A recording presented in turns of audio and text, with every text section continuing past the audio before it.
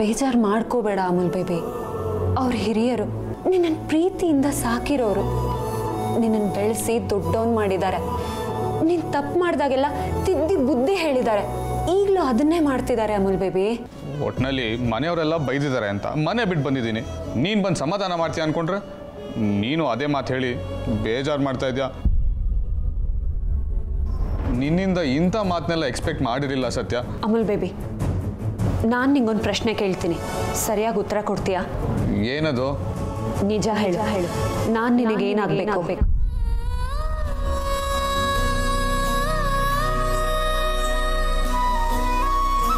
ನೀನು ತುಂಬ ದಿನದಿಂದ ಫ್ರಸ್ಟ್ರೇಷನ್ ಇರೋದಕ್ಕೂ, ನೀನು ಯಾವುದೇ ಡಿಸಿಷನ್ ತೊಗೊಂಡೇ ಇರೋದಕ್ಕೂ ಕಾರಣ ನಿನಗೆ ಸತ್ಯನ ಮೇಲೆ ಇರೋ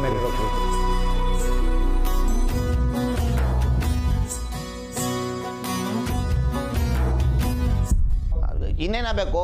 ಬೆಸ್ಟ್ ಫ್ರೆಂಡ್ ಆಗಬೇಕು.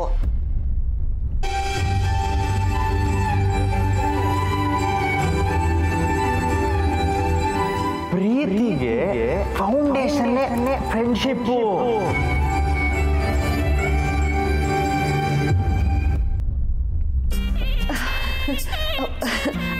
ಅಲ್ವಾ? ಬೆಸ್ಟ್ ಫ್ರೆಂಡ್ ಅಂದಮೇಲೆ ನಿನಗೆ ಒಳ್ಳೇದಾಗೋ ಅಂತ ಸತ್ಯ ಹೇಳಬೇಕು ಅಥವಾ ನಿನಗೆ ಮೆಚ್ಚೋಕೆ ಅಂತ ಸುಳ್ಳು ಹೇಳಬೇಕು? ಹೇಳು ಅಮೂಲ್ ಬೇಬಿ. ಬೆಸ್ಟ್ ಫ್ರೆಂಡ್ ಅಂದಮೇಲೆ ನೀನು ನಡೀತಿರೋ ದಾರಿಯಲ್ಲಿ ಹಳ್ಳ ಇದ್ದಾಗ ನೀನು ದಾರಿ ತಪ್ಪಿದ್ಯಾ ಅಂತ ಹೇಳಬೇಕು ಅಥವಾ ದಾರಿ ತಪ್ಪಿದ್ರು ನೀನು ನಡೀತಿರೋ ಸ್ಟೈಲ್ ತುಂಬ ಚೆನ್ನಾಗಿದೆ ಅಂತ ಹಾಡು ಹೊಗಳಬೇಕು? ವಾ ವಾ ವಾ, ಎಂಥ ಮಾತು! ಬೈದು ಹೇಳೋರು ಬದುಕ ಕೇಳ್ತಾರೆ ಅಂತ ಗಾದೆ ಮಾತೇ ಇಲ್ವಾ?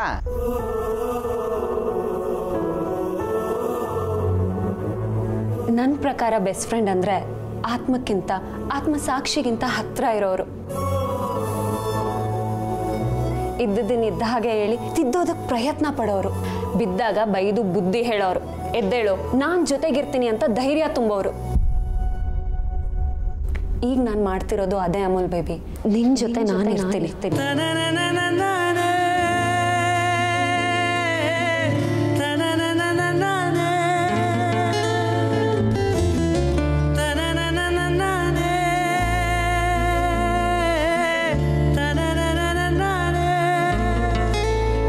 ನೀನಿನ್ನೂ ಗೆಲ್ಲದೆ ಇರ್ಬೋದು, ಆದ್ರೆ ಸೋತಿಲ್ಲ. ನೀನ್ ಸೋಲೋದಕ್ಕೆ ನಾನ್ ಬಿಡಲ್ಲ.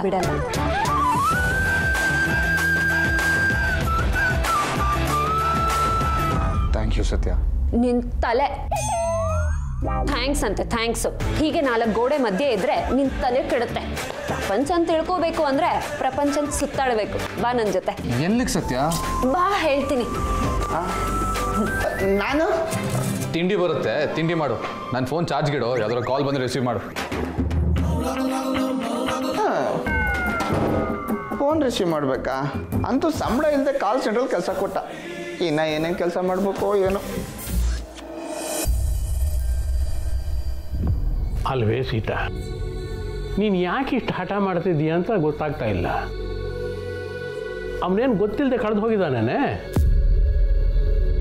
ಗೊತ್ತಿದ್ದೇ ಅವನ ಮನೆ ಬಿಟ್ಟು ಹೋಗಿದ್ದಾನೆ ಕಣೆ.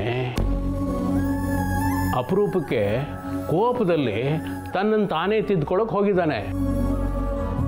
ಅದಕ್ಕೆ ಅವಕಾಶ ಮಾಡಿಕೊಡೋದು ಬಿಟ್ಟು ಆಕಾಶನೇ ತಲೆ ಮೇಲೆ ಬಿದ್ದೊಳ ಕೂತಿದೀಯ. ಅದಕ್ಕೆ 1-2 ದಿನ ಕಷ್ಟಪಟ್ಟು ಬದುಕಿದ್ರೆ ಅವನಿಗೂ ಬದುಕಿನ ಬೆಲೆ ಏನು ಅಂತ ಗೊತ್ತಾಗುತ್ತೆ. ಆಗ ಅವನಿಗೂ ಸ್ವಲ್ಪ ಸೀರಿಯಸ್ನೆಸ್ ಬರುತ್ತೆ. ನೋಡೇ ಸೀತಾ, ನಾನು ಲಕ್ಷ್ಮಣ ಚಿಕ್ಕವರಿದ್ದಾಗಲೇ ನಮ್ಮಪ್ಪ ಮನೆಯಿಂದ ಆಚೆ ಕಳಿಸಿದ್ರು. ನೀವೇ ದುಡ್ಕೊಂಡು ತಿನ್ನಬೇಕು ಅಂತ.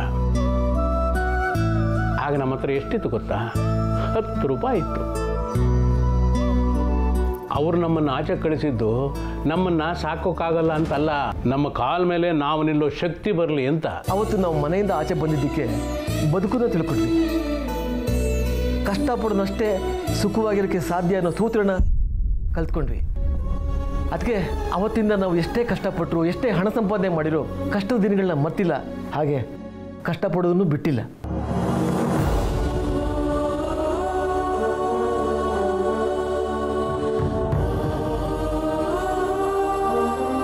ಜೀವನದಲ್ಲಿ ಏನಾದರೂ ಸಾಧಿಸಬೇಕು ಅಂದರೆ ಇಂಥ ಕಷ್ಟದ ಅನುಭವ ಆಗಲೇಬೇಕು ಕಣೆ. ಏನು ಬೇಕಾಗಿಲ್ಲ ರೀ, ಕಷ್ಟಪಡೋದೆಲ್ಲ ನಿಮ್ಮ ತಲೆಮಾರಿಗೆ ಸಾಕು. ನೀವು ಇಷ್ಟೆಲ್ಲ ಸಂಪಾದನೆ ಮಾಡಿರೋದು ಇರೋ ಒಬ್ಬ ಮಗನಿಗೆ ತಾನೆ, ಮತ್ತಾಕ್ರಿ ಅವ್ನು ಕಷ್ಟಪಡಬೇಕು? ಆ ಹಣೆ ಬರ ಅವನಿಗೆ ಯಾಕೆ? ಸೀತಾ, ಹೆತ್ತ ಕರಳಿನ ಕುರುಡು ಪ್ರೀತಿ ಅವನನ್ನು ದಡ್ಡನನ್ನಾಗಿ ಮಾಡಬಾರ್ದು ಕಣೆ. ನನ್ನ ಮಗ ಏನು ದಡ್ಡ ಅಲ್ಲ ಭಾವ. ಊರ್ಮಿಳ, ಅವ್ನ ಮನೆಗೆ ಬರೋದು ನಿಮ್ಗೆ ಯಾರಿಗೂ ಇಷ್ಟ ಇಲ್ಲ. ಅದಕ್ಕೆ ನೀವಿಬ್ರು ಸೇರ್ಕೊಂಡು ಹೀಗೆಲ್ಲ ಮಾಡ್ತಾ ಇರೋದು. ಒಂದು ತಿಳ್ಕೊಳ್ಳಿ, ಅವ್ನ ಮನೆಗೆ ಬರೋವರೆಗೂ ನಮ್ಮಿಬ್ಬರ ಗಂಟ್ಲಲ್ಲಿ ಒಂದು ಹನಿ ನೀರು ಇಳಿಯಲ್ಲ.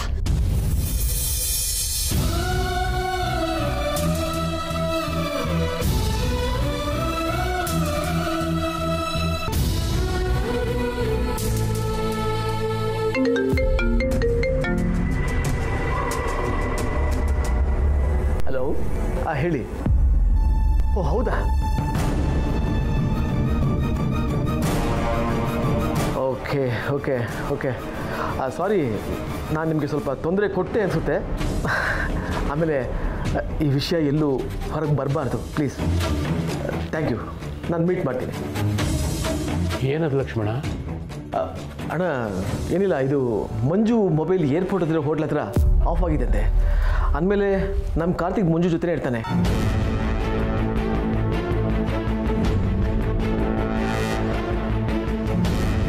ನಾನು ಹೋಗಿ ಅಲ್ಲಿ ವಿಚಾರಿಸಿ ಅವನಿದ್ರೆ ಕರ್ಕೊಂಡು ಬಂದ್ಬಿಡ್ತೀನಿ.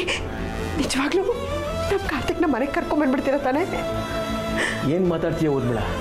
ನನಗೂ ಅಣ್ಣನಿಗೂ ಕಾರ್ತಿಕನ ಮೇಲೆ ಪ್ರೀತಿ ಇಲ್ಲ ಅಂತೀಯ?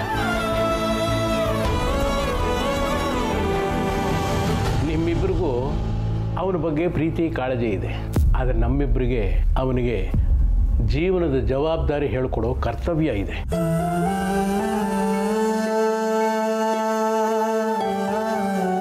ಲಕ್ಷ್ಮಣ, ನೀನೇನು ಹೋಗೋದು ಬೇಡ, ನಾನೇ ಹೋಗಿ ಅವನನ್ನು ಕರ್ಕೊಂಬರ್ತೀನಿ. ಯಾಕೆ ಮತ್ತೆ ಹೋಗಿ ಅವನಿಗೆ ಬೈದು ಬುದ್ಧಿ ಹೇಳೋ ನೆಪದಲ್ಲಿ ಅವನನ್ನ ಅಲ್ಲೇ ಬಿಟ್ಟು ಬರಕ್ಕ? ಸೀತಾ ಸೀತಾ, ನೀನು ಯಾಕೆ ಈ ಥರ ಎಲ್ಲ ಚಿಂತೆ ಮಾಡ್ತೀಯ? ನಿನ್ನ ಉದ್ದೇಶ ಏನು? ನಿನ್ನ ಮಗ ಚೆನ್ನಾಗಿರ್ಬೇಕು ಅಂತ ತಾನೆ? ನಾನು ಅವನ ತಂದೆ ಕಣೆ, ನನ್ನ ಉದ್ದೇಶ ಬೇರೆ ಆಗುತ್ತಾ? ಸರಿ, ನೀವ್ಯಾರು ಏನು ಯೋಚನೆ ಮಾಡಬೇಡಿ, ನಾನೇ ಹೋಗಿ ಕಾರ್ತಿಕ್ನ ಕರ್ಕೊಂಡ್ಬರ್ತೀನಿ. ಅಣ್ಣ ನಡಿ, ನಾನು ಬರ್ತೀನಿ. ಬೇಡ ಲಕ್ಷ್ಮಣ, ನೀನು ಹೋಗ್ಬೇಡ. ಅವರೇ ತಾನೇ ಹೊಡೆದಿರೋದು, ಅವರೇ ಕರ್ಕೊಂಡು ಬರಲಿ. ಆಯ್ತು, ಇದಕ್ಕೇನು ಕಮ್ಮಿ ಇಲ್ಲ, ಹೋಗಿ.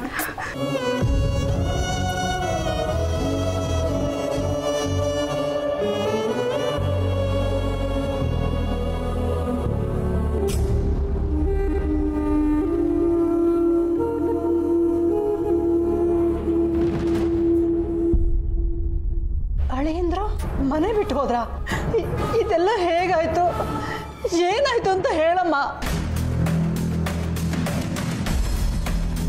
ಅಳಿಯಂದ್ರು ಮದುವೆ ಯಾಕೆ ಬೇಡ ಅಂದರು?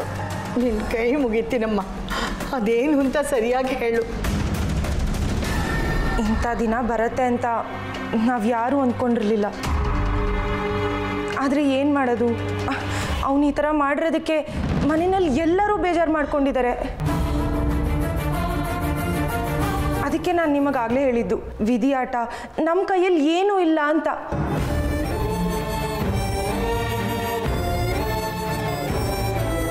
ಅವನಿಗೆ ಎಲ್ಲಿದ್ದಾನೆ, ಏನು ಮಾಡ್ತಿದ್ದಾನೆ ಅನ್ನೋ ಕ್ಲೂ ಕೂಡ ನಮ್ಗೆ ಯಾರಿಗೂ ಇಲ್ಲ.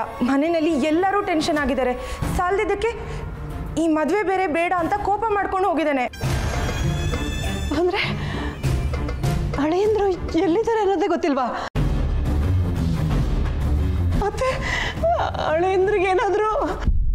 ನೋ, ನೀವು ಅಲ್ಲಿವರೆಗೂ ಯೋಚನೆ ಮಾಡೋ ಅವಶ್ಯಕತೆ ಇಲ್ಲ ಆಂಟಿ. ಅವನು ಮನೆ ಬಿಟ್ಟು ಹೋಗಿದ್ದಾನೆ ಅಷ್ಟೇ. ಅಮ್ಮನೂ ಚಿಕ್ಕಮ್ಮನೂ ಅವನ ಹತ್ರ ಮಾತಾಡಿದ್ದಾರೆ. ಅದಕ್ಕೆ ಅವನು ಮದುವೆನೇ ಬೇಡ ಅಂತ ನಮಗೆಲ್ಲ ಶಾಕ್ ಕೊಟ್ಬಿಟ್ಟ.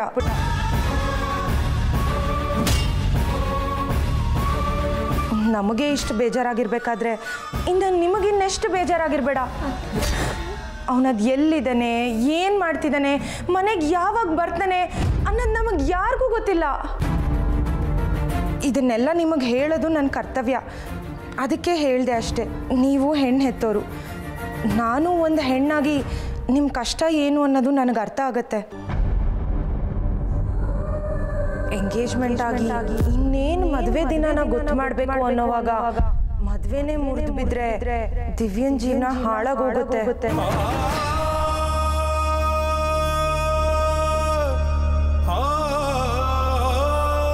ಆದ್ರೆ ಏನ್ ಮಾಡೋದು? ವಾಸ್ತವನ ಒಪ್ಕೊಳ್ಳೇಬೇಕಲ್ವಾ? ಬದುಕಬೇಕು ಅಂದ್ರೆ ಜೀವನದಲ್ಲಿ ಏನೇ ಬಂದರೂ ಅದನ್ನ ಎದುರಿಸಲೇಬೇಕು ಆಂಟಿ. ಅವನೇ ಈ ಮದುವೆ ಬೇಡ ಅಂತಂದ್ರೆ ನೀವಿನ್ನ ಈ ಮದುವೆ ಆಗುತ್ತೆ ಅಂತ ಕನಸು ಕಟ್ಕೊಳ್ಳೋದು ವ್ಯರ್ಥ ಅಂತ ಅನ್ಸುತ್ತೆ.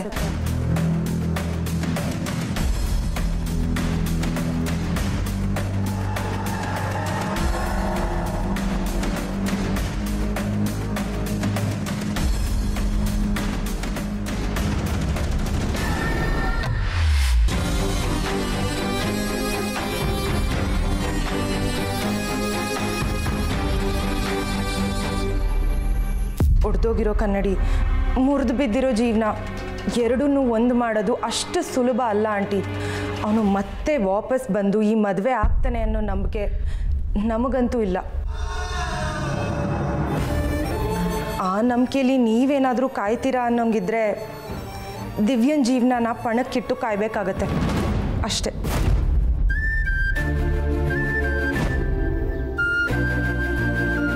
ಹೆಣ್ಮಕ್ಳಿಗೆ ವಯಸ್ಸಾಗ್ತಾ ಆಗ್ತಾ ಸಂಬಂಧ ಸಿಗೋದು ಎಷ್ಟು ಕಷ್ಟ ಅಂತ ನಿಮಗೂ ಗೊತ್ತಿರುತ್ತೆ. ಅದ್ರ ಜೊತೆ ಮದುವೆ ಬೇರೆ ಮುರಿದು ಬಿದ್ದಿರೋಳು ಅನ್ನೋ ಕಳಂಕ ಬೇರೆ.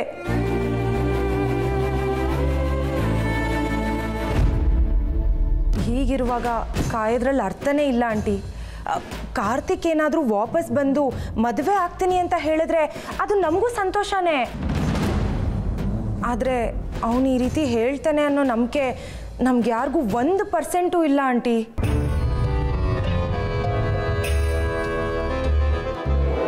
ಕಾಯೋದ್ರ ಬದಲು ಒಂದಲ್ಲ ಒಂದು ಕಡೆ ವಿಚಾರಿಸ್ತಾ ದಿವ್ಯನ್ ಜೀವನಕ್ಕೆ ಬೇರೆ ಯಾವುದಾದ್ರೂ ದಾರಿ ಕಂಡುಕೊಂಡ್ರೆ ಒಳ್ಳೆಯದು. ನಾನು ಬಂದ ಇದ್ರೆ ಒಬ್ರಲ್ಲ ಒಬ್ರು ಸಿಕ್ಕೇ ಸಿಗ್ತಾರೆ. ಇದನ್ನೆಲ್ಲ ಹೇಳೋದು ನನ್ನ ಕರ್ತವ್ಯ, ಅದಕ್ಕೆ ಹೇಳಿದ್ದೀನಿ. ಹಾಗೆ ದಿವ್ಯನ್ ಜೀವನನ ಸರಿ ಮಾಡೋದು ನಿಮ್ಮ ಕರ್ತವ್ಯ. ಮುಗ್ದೋಗಿರೋ ಕತೆನ ಮನಸ್ಸಲ್ಲೇ ಇಟ್ಕೊಂಡು ಕೊರಗ್ತಾ ಕೂತ್ಕೊಂಡು ಇವಳ ಜೀವನನ ಹಾಳು ಮಾಡಬೇಡಿ.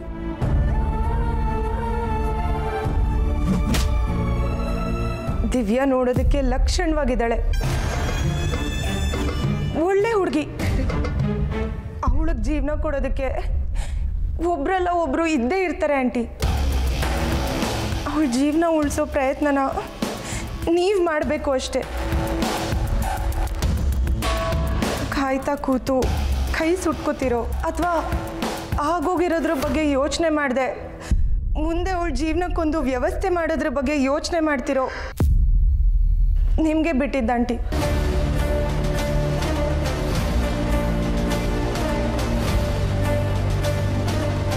ನಾನಿನ್ನು ಬರ್ತೀನಿ.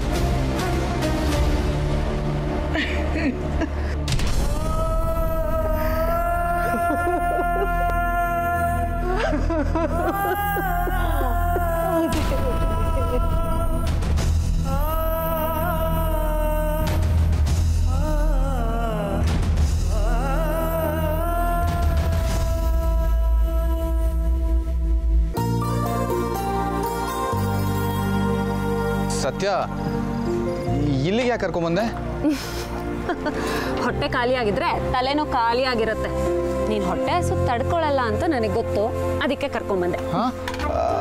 ಆದ್ರೆ ನಾನು ಹೋಟೆಲ್ ತಿಂಡಿ ಆರ್ಡರ್ ಮಾಡಿದ್ನಲ್ಲ. ಅದು ಮಾಮೂಲಿ ತಿಂಡಿ ಅಮೂಲ್ ಬೇಬಿ. ನಾನು ನಿನಗೆ ಕೊಡಿಸ್ತಾ ಇರೋದು ಸ್ಪೆಷಲ್ ತಿಂಡಿ. ಬಾ ಹೋಗೋಣ. ಇಲ್ಲ,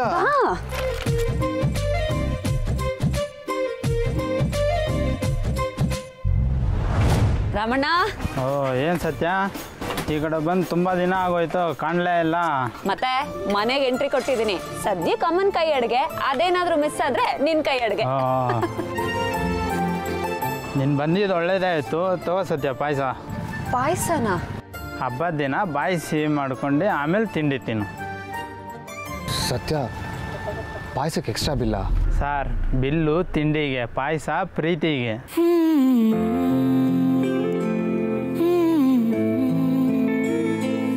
ಏನು ಕೊಡಲಿ ಸತ್ಯ? 2 ಪ್ಲೇಟ್ ಇಡ್ಲಿ, 2 ವಡೆ, ಎಕ್ಸ್ಟ್ರಾ ಚಟ್ನಿ. ಅಂದಂಗೆ ಸರ್ ಯಾರು ಅಂತ ಗೊತ್ತಾಗಲಿಲ್ಲ. ಇವ್ರು ನಿಮ್ಮ ಹೋಟೆಲ್ಗೆ ಹೊಸ ಕಸ್ಟಮರ್, ಅದಕ್ಕೆ ಸ್ಪೆಷಲ್ ಆಗಿ ತಿಂಡಿ ಕೊಡಿ. ಓಕೆ ಸತ್ಯ. ಅಕ್ಕ 2 ಪ್ಲೇಟ್ ಇಡ್ಲಿ ಹಾಕು. ತಿನ್ನು.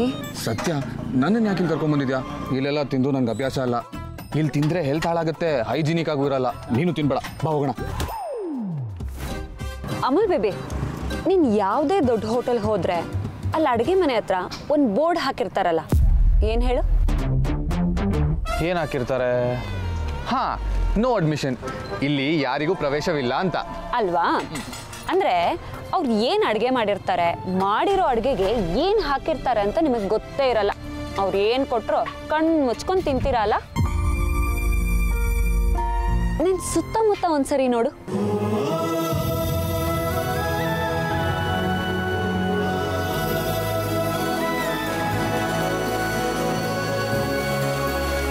ಕಾರಲ್ಲೆಲ್ಲ ಬಂದಿದ್ದಾರೆ ಇಲ್ಲಿ ತಿನ್ನೋದಕ್ಕೆ.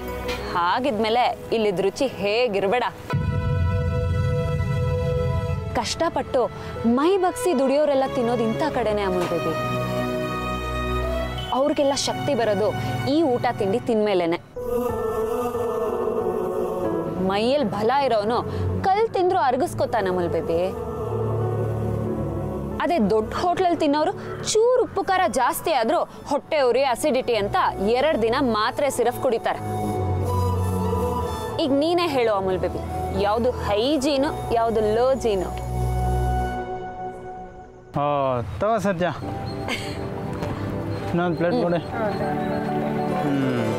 ಅಂದಂಗೆ ಪಾಯಸ ಹೆಂಗಿದೆ? ಅಯ್ಯ, ನೀನ್ ಮಾಡಾದ್ಮೇಲೆ ಕೇಳ್ಬೇಕಾರಮ್ಮಣ್ಣ, ಸಕ್ಕತ್ತಾಗೇ ಇರತ್ತೆ. ಸಕ್ಕತ್ತಾಗ.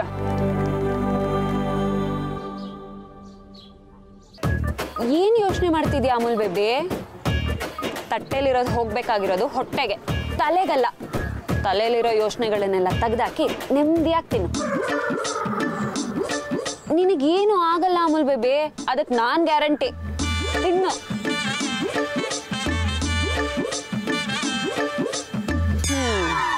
ನಿನಗೆ ಹಿಂಗೆ ಹೇಳಿದ್ರೆ ಅರ್ಥ ಆಗಲ್ಲ.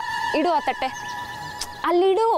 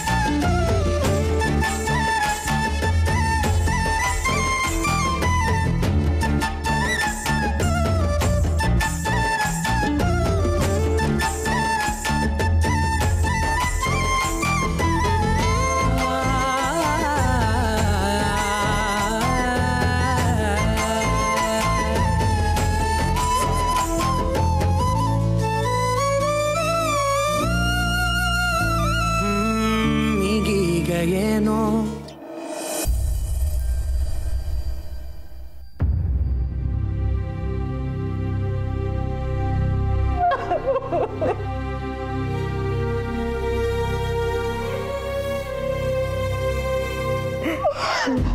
ದಿವ್ಯಾ, ಏನಾಯ್ತು ಅಂತ ಹೇಳೆ.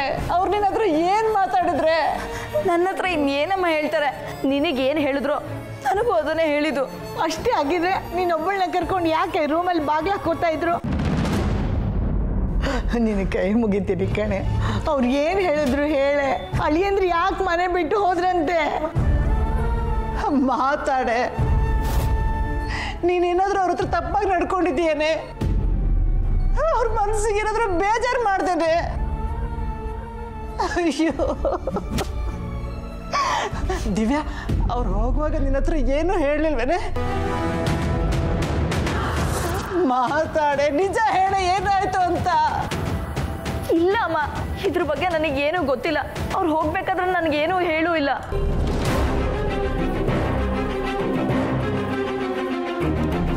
ಎಲ್ಲಿ ಹೋಗಿದ್ದಾರೆ ಅಂತನೂ ಗೊತ್ತಿಲ್ಲ. ನಿನ್ನನ್ನು ಅಷ್ಟೊಂದು ಪ್ರೀತಿ ಮಾಡ್ತೀನಿ ಅಂತ ಹೇಳ್ತಿದ್ದ ಹುಡುಗ ಹೋಗಿದ್ದಾನೆ ಅಂದರೆ ದಿವ್ಯಾ ಅಂಥದ್ದೇನಾಯ್ತೆ ನಿಂದಮ್ಮಯ್ಯ ಅಂತೀನಿ ಹೇಳೆ. ಅಂಥದ್ದೇನಾದರೂ ನಡೆದಿದ್ರೆ ಅವ್ರ ಕಾಲು ಹಿಡ್ದಾದ್ರೂ ನಾವು ಕೇಳ್ಕೊತೇವಿ. ಹೇಳಮ್ಮ. ಅಜ್ಜಿ ಸುಮ್ಮನೆ ಏನೇನೋ ಮಾತಾಡ್ಬೇಡ. ನನಗೇನೂ ಗೊತ್ತಿಲ್ಲ, ನಾನು ಏನೂ ಮಾಡಿಲ್ಲ. ಗಂಡ ದಿಕ್ಕಿಲ್ದ ಮನೇಲಿ ಒಂದು ಹೆಣ್ಣು ಹುಡುಗಿ ಮದುವೆ ಮಾಡಿ ಕಳ್ಸೋದು ಎಷ್ಟು ಕಷ್ಟ ಅನ್ನೋದು ನಿನಗೆ ಗೊತ್ತೇನೆ. ಮದುವೆ ಮಾಡೋದು ಎಷ್ಟು ಕಷ್ಟ ಇರುವಾಗ ಮದುವೆ ಮಾಡೋದಿರಲಿ, ಮದುವೆ ಏನಾದರೂ ಮುರಿದು ಬಿದ್ದು ಹೋಯ್ತು ಅಂದರೆ ಅದೇ ಬೇದಿಲಿ ತಲೆ ಎತ್ಕೊಂಡು ನಡೆದಾಡಕ್ಕಾಗತ್ತೇನೆ. ನಿನ್ನ ಕೈ ಮುಗಿದು ಕೇಳ್ತೀನಿ, ಅಲ್ಲಿ ಏನು ಹೇಳಿದ್ರು ಅನ್ನೋದನ್ನ ಹೇಳು. ಬೇಕಾದ್ರೆ ನನ್ನ ಬೀಗ್ರ ಮನೆಗೆ ಹೋಗಿ ಕೈ ಕಾಲು ಹಿಡ್ಕೊಂಡು ಬೇಡ್ಕೊಳ್ತೀನಿ ಕಡೆ. ದಿವ್ಯಾ ಏನು ಮುಚ್ಚಿರ್ಬೇಡ್ವೆ, ಏನಾಯ್ತು ಅನ್ನೋದನ್ನ ಹೇಳೆ. ನಿನ್ನ ಹಣೆ ಅಮ್ಮ, ನನಗೇನೂ ಗೊತ್ತಿಲ್ಲ. ಅವ್ರು ಯಾಕೆ ಮನೆ ಬಿಟ್ಟು ಹೋದ್ರು, ಮದುವೆ ಯಾಕೆ ಬೇಡ ಅಂದ್ರು ಅಂತಾನೆ ಗೊತ್ತಾಗ್ತಿಲ್ಲ.